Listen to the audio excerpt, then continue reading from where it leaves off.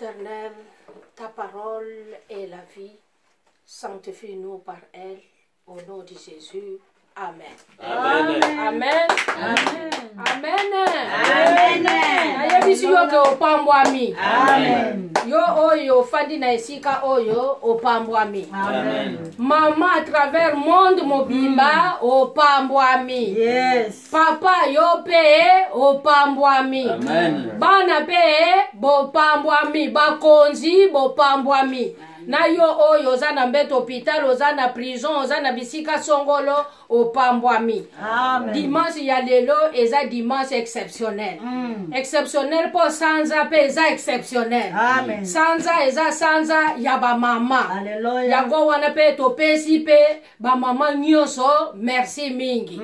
Pona ba ndenge bokolanda biso. Amen. Sans plus tarder tokozwa ba Biblia na biso totangi. Tokotanga na Exode chapitre 1er kobanda verset liboso na verset 21 et tokotanga pe lisusu na Psaume chapitre 111 le verset 10 natangi na komba Yesu par respect na liloba Nzambe tokoki kotelema s'il vous plaît. Ata yo bisika ozolanda telema. Voici les noms des fils d'Israël venus en Égypte avec Jacob, chacun accompagné de sa famille: Ruben, Siméon, Lévi, Juda, Issachar, Zabilon, Benjamin, Dan, Nephtali, Gad et Aser. Les personnes issues de Jacob étaient au nombre de 70 en tout. Joseph était alors en Égypte. Puis Joseph mourut, ainsi que tous ses frères et toute cette génération-là. Les Israélites eurent des enfants et pèlerinèrent. Ils devinrent très nombreux et puissants au point de remplir le pays. Un nouveau roi parvint au pouvoir en Égypte, un roi qui n'avait pas connu Joseph. Il dit à son peuple: voilà, que les Israélites forment un peuple plus nombreux et plus puissant que nous. Allons, montrons-nous habiles vis-à-vis de lui. Empêchons-le de devenir trop nombreux, car en cas de guerre, il se joindrait à nos ennemis pour nous combattre et sortir ensuite du pays. On établit donc sur lui des chefs de corvée, afin de l'accabler de travaux pénibles. C'est ainsi qu'on construisit les villes de Python et de Ramsès, destinées à servir d'entrepôt au pharaon. Mais au plus on accablait les Israélites, plus ils devenaient nombreux et envahissants au point que l'on éprouvait de la haine pour eux. Alors les Égyptiens soumirent les Israélites à un dur esclave. Ils leur rendirent la vie amère par de lourds travaux avec de l'argile et des briques, ainsi que par tous les travaux des champs. Ils leur imposaient toutes ces charges avec cruauté. Le roi d'Égypte parla aussi aux sages femmes des Hébreux. L'une s'appela Shifra et l'autre Poa. Il leur dit: quand vous aiderez les femmes des Hébreux à avoir leurs enfants et que vous regarderez sur les chaises d'accouchement, si c'est un garçon, faites-le mourir. Si c'est une fille, laissez-le vivre. Mais les sages femmes avaient la crainte de Dieu. Amen. Et elles ne firent pas ce que leur avait dit le roi d'Égypte. Elles laissèrent vivre les enfants. Le roi d'Égypte convoqua les sages femmes et leur dit: pourquoi avez-vous agi ainsi et avez-vous laissé vivre les enfants? Les sages femmes répondirent au pharaon: c'est que les femmes des Hébreux ne sont pas comme les Égyptiens. Amen. elles sont vigoureuses et accouchent avant l'arrivée de la sage femme. Alléluia. Dieu fit du bien aux sages femmes et le peuple devint nombreux et très puissant parce que les sages femmes avaient en eux la crainte de Dieu. Dieu fit prospérer leur famille. Amen. Amen. Donc, il sous na le psaume 111, le verset 10, première partie. La crainte de l'Éternel est le commencement de la sagesse. Amen. Amen. Tokoki kofanda. Sanza oyo, sanza ya ba mama epai na biso awa, to dénommé yango le mois de la crainte de Dieu. Amen. Sanza ya kobanga nzambe. Amen. Eza te ke pona lobi que c'est le mois de la femme bonge koma kabasi babanga nzambe. Papa, yo pe en tant qu'épouse et église de Dieu, en tant que l'épouse du Seigneur, et sengeli pe to banga nzambe. Yebisa moningo aza pembeni na yo banga nzambe. Banga nzambe. Banga nzambe. Na ndenge to wichi kotanga ba lecture na biso mibale oyo teme na biso tozoko solola na ngonga oyo na grâce ya nzambe yangoyo. Crains Dieu à travers ton travail. Crains Dieu à travers ton travail. Banga nzambe na nzela ya mosala na yo. Mama, papa, elenge, banga nzambe, na nzela ya mosala na yo. Mokonzi, chef de l'État, bisika nyoso ozali, banga nzambe, na nzela ya mosala na yo. Et si on se réfère à cette thématique, il y a 3 mots-clés qui ont attiré notre attention. Et, ba mo ango ezani, crains. Crains, c'est le verbe craindre. Et craindre, elinge lobanini, respecter. Elinge lobanini, révénérer. Révénérer elinge lobanini, c'est-à-dire respect donc. Pour respecter mutu. Pour respecter tokoloba awa neto tozoloba donc eza pour respecter nzambe. C'est-à-dire la révérence. La révérence, c'est-à-dire honorer.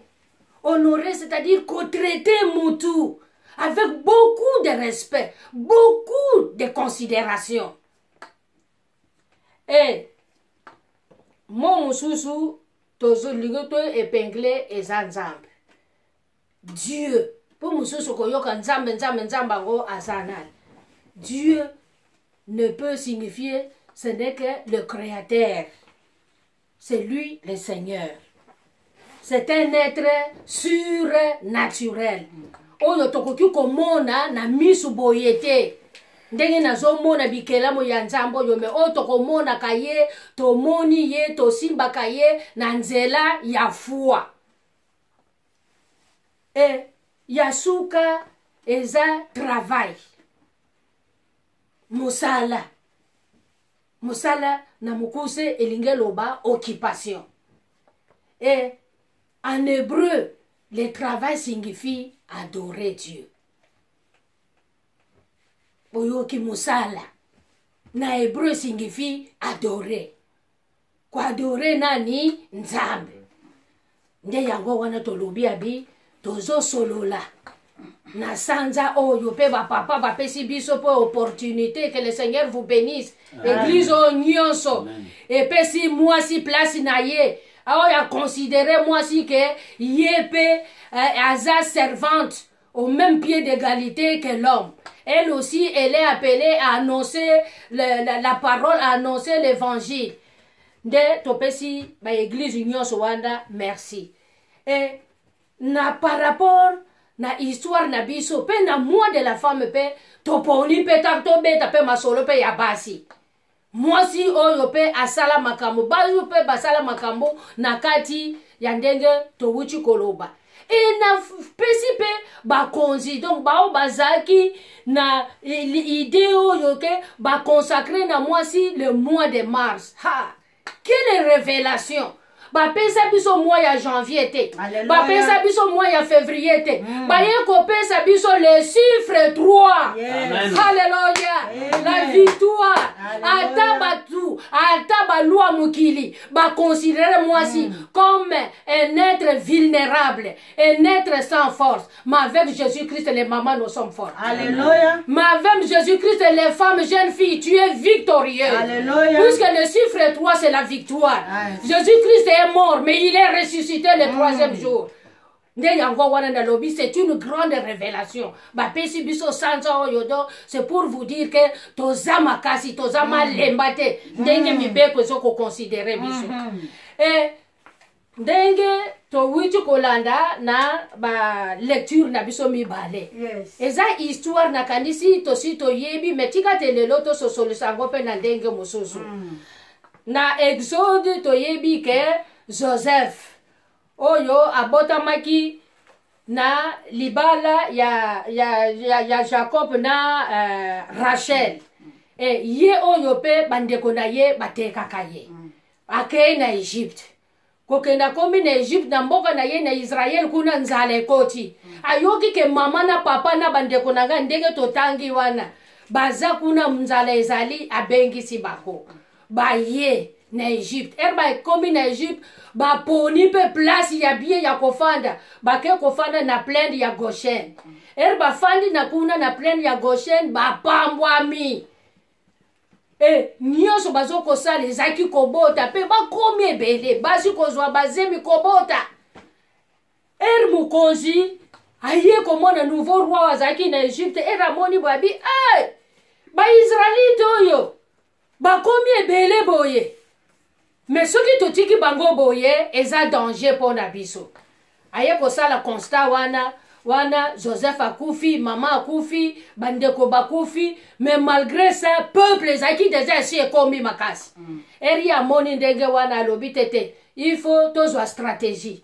Stratégie à liboso, il faut to décourager bango, ba ya lisusu ebelete. Et na kosala na musala to kosala bango ndeni to nyokola bango.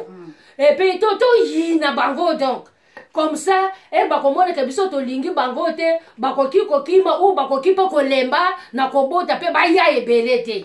Puisque danger ezali soki ndenge bazoya na luro et puis ils étaient nombreux et puissants.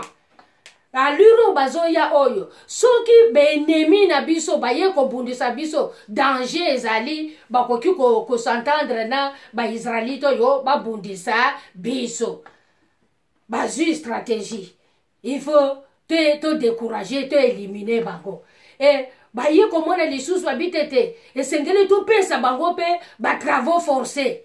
Ba banda kosala na bilanga ba jeune donc bazo sala na bilanga ba misala kosala mabele et puis pe ya kosala argile na kosala pe ba brique.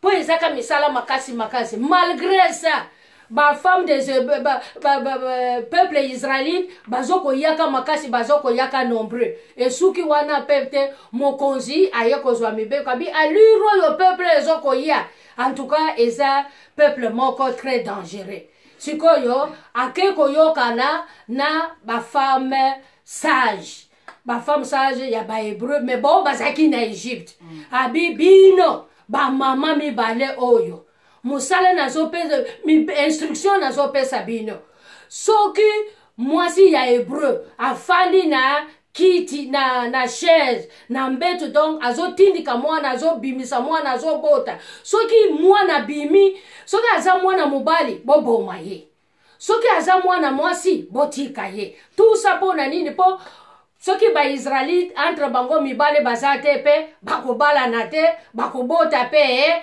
te bakoya pe ebele te apesi instruction abi boma metala basi mibale oyo mama bisika yo zali mwasi tala basi mibale oyo na mboka ya bapaya et puis Pharaon ce n'était pas n'importe quel roi. Pharaon zaki mutu akosakana te mais bayoki makambo ya Pharaon te femme des Hébreux bazo bota bazo tika bana mibale bazo kola na bango bazo bota pe les choses bazo bala peuple ezo yaka makasi. Pharaon ye kotuna bime bino basi ya ba Hébreux oyo na pesa ki bino instruction, mais comment se peut-il ce peuple ne fait que devenir nombreux? Bana mibale oyo bazo ko survivre lolenge kani eza nini yango?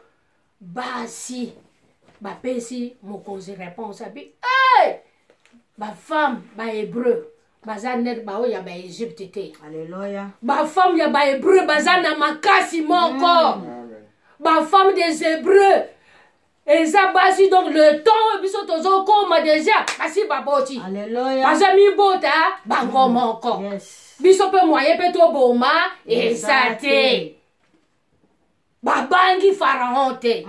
Babangi mibeko ya Égypte te. Mais babangi mibeko ya Nzambe. Alléluia. Puisque Nzambe to wuti ko définir on a lobby que c'était un être surnaturel. O to mona kaye physiquement boyete, mais to mona kaye na nzela ya mibeko na ye. To mona kaye na nzela ya 10 commandements. To mona kaye na nzela ya maloba na ye. To witi kotanga na kati ya liloba to monique na le psaume 111 le verset 10 que la crainte de l'Éternel est le commencement de la sagesse. Tala crainte ya Nzambo zaki na basi oyo et bakomi sage bapesi pe na mokonzi pe réponse moko pe très sage. Mokonzi to monique asilikela ki bangote, mokonzi afinga ki bangote, mokonzi akanga ki bangote, mokonzi alongola ki bango na mosala te, a résilier ki ba contrat du travail na bangote. Boni mama ngai na yo, boni papa, l'église, l'épouse du Christ na misala oyo tozoko sala. Musala oza occupation, ça peut être aussi oza na œuvre ya Nzambe. Tu es pasteur, missionnaire, oza chef de l'État, oza ambassadeur, oza ozoko sala net na mboka oyo misala, donc nyonso eza musala. Est-ce que mutuna ezali na nzela misala na tozo sala tobanga kanzambe?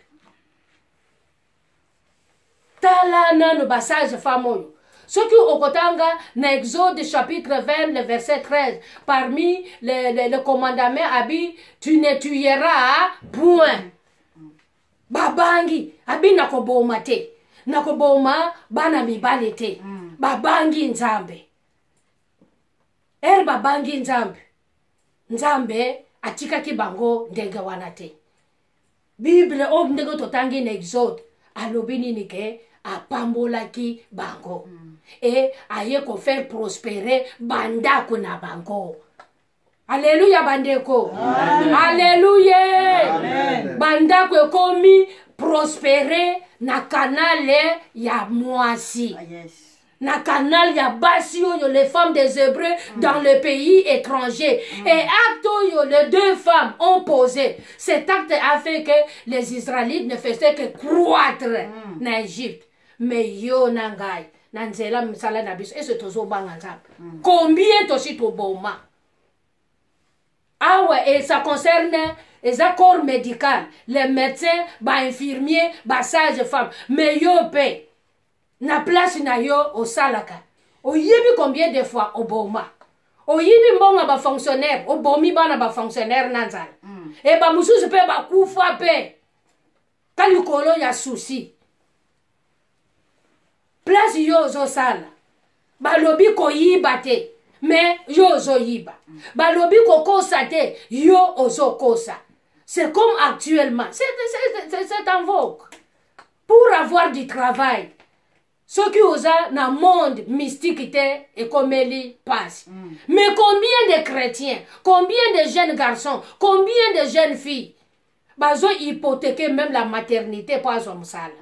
Bazo hypothéquer bamibalo komona ba semence ekei. Signe avec le big vert, signe avec le big rouge. Oteka bana pona musala. Obomi destiné na yo obomi avenir na yo obomi kimia na kati ya ndako obomi succès na kati ya ndako obomi même vie spirituelle na kati ya ndako à cause de ton travail obomi pe mboka à cause de ton travail. Moi je vois très mal. Peut-être eri ozaki kotanga ozaki kobukine bapesa yo kombo ke serviteur bapesa yo kombo servant, mais pourquoi okomi na poste na yo ya mosala na place ya occupation oboya nzambe pona nini owanga na nzambe pona nini? Mama banga nzambe. Alléluia. Nzambe oyo apesi yo mosala mabe ezate sala musala me banga nzambe. Soki baninga bazoko yiba yo lobanga na ko yiba te. Moi je ne pense pas ata balobi que musala esili mais nzambe ako permettre que otika la chômeur tili wana yo.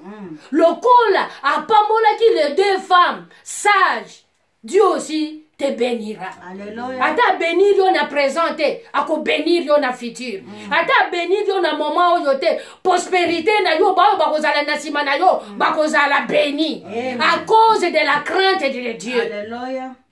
Maman, quand tu es liqué na beauté, je sais que Dieu nous a créé des créatures belles. Nous sommes très belles. Metala basimi baloyo dans un pays étranger. Yo pozola nanga na nzela ya lien oyo. Peut-être ozana mboka na yote. Ozana territoire étranger. Mibeko ya mboka wana ezoko sala ke oboma, okosa, oyiba. Mama nazo yebisa yo ko yiba te, ko boma te. Banga nzambe. Amen. Akotika yote. Banga nzambe nzale kokota na ndako na yote. Hallelujah. Banga nzambe liwa ekokota na ndako na yote. Banga nzambe pauvreté ekobeta na porta ndako na yote. Ezate ke po bazo yiba yo po yiba, po bazo finga yo po finga, po bazo poser ba acte contraire yo peut poser ba acte contraire. Chrétien esengeli to refléter image ya Christ. Amen. Chrétien esengeli to craindre nzambe na biso. Craindre ya nzambe to nazoloba awa eza na sens ya hypocrisie. Net ba anglais balobaka to be afraid. Eza na sens wana te. Eza na sens ya ko bangi nzambe pona nini? Puisque oyebi qui il est pour toi. Ngai président na ko banga nzambe puisque na yebi il est mon créateur. Alléluia. Na ko banga ye puisque je sais que il est le juste juge. Na ko banga ye puisque atinda mwana na ye il est mon amour. C'est lui qui m'a aimé. Atinda mwana na ye moko ayaki poke ngai nabika. Exacte que na sens ya hypocrisie awa révérence baso kolobado, c'est-à-dire la considération. Yo considéra kanzambe lolenge kan. Tala basi oyo. Bapesi nzambe valeur par rapport na pharaon. Mais yo sikoyo tia kanzambe besikani. Qui a dit que na bisika soki batu po ba réussir il faut ba sala boye et yo pe sengeli osala. Tu dois être différente, maman. Papa, tu dois être différent. Jeune fille, tu es appelée à être différent. Jeune garçon, tu es appelé à être différent. Puisque nous ne sommes pas de n'importe qui. Nous sommes des serviteurs de Dieu par sa grâce. Nzambe akotika bisote. Yango wana lokola basi oyo. Batosa ki nzambe. Mama, esengele yope otosa nzambe. Na yebi ke bele, baza ba victime, ya ba viol, baza ba victime, na ba place a misala. Secrétaire musala yaka makasi donc KR, elinge koka, ba dossier, e bale kokita. Je sais que les femmes sont victimes ya harcèlement sexuel. Mais, kosedete. Alléluia. Kosedete, banga nzambe. Nzamba kotika yote. Banga nzambe. Nzambe akopambola yo. Banga nzambe na nzela na yo. famille na yo ekokola spirituellement, batu bakobongo la mitemba, les gens parleront de toi maman, comme nous sommes en train de parler de ces deux femmes sages.